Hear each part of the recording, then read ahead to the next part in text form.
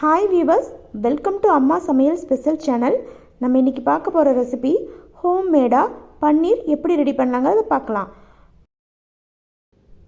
பன்னீரை யூஸ் பண்ணி நிறைய ரெசிபிஸ் பண்ணலாம்.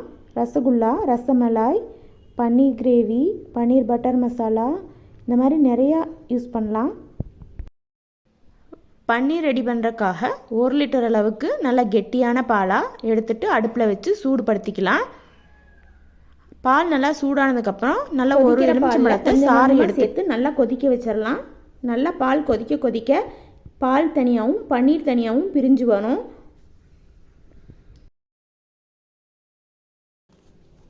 பால் திரிஞ்சு பன்னீரெல்லாம் ரெடி ஆயிடுச்சு. இதை நம்ம வடிகட்டி எடுத்துக்கலாம். இந்த மாதிரி ஒரு துணி வச்சு ஒரு ஸ்ட்ரைனரில் வடிச்சிடலாம்.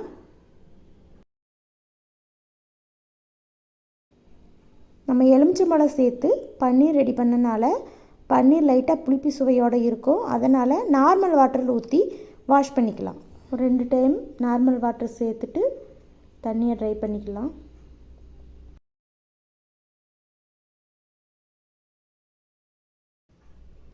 துணியில் சேர்த்துட்டு இந்த மாதிரி பிழிஞ்சோம்னா எக்ஸ்ட்ரா உள்ள தண்ணீரெல்லாம் ட்ரை ஆகிக்கும்.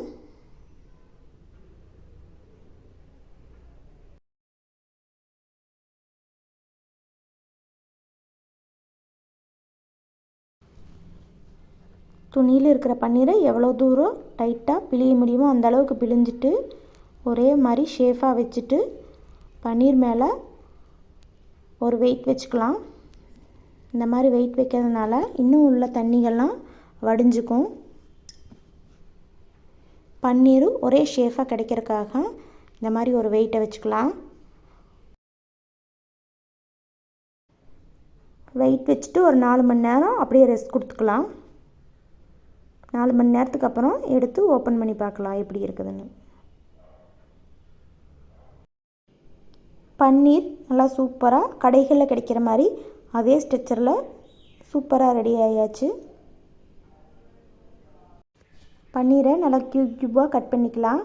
நல்லா சாஃப்டாக பஞ்சு மாதிரி இருக்குது. 1 லிட்டர் பாலுக்கு 200 கிராம் அளவுக்கு பன்னீர் நமக்கு கிடச்சிருக்கு.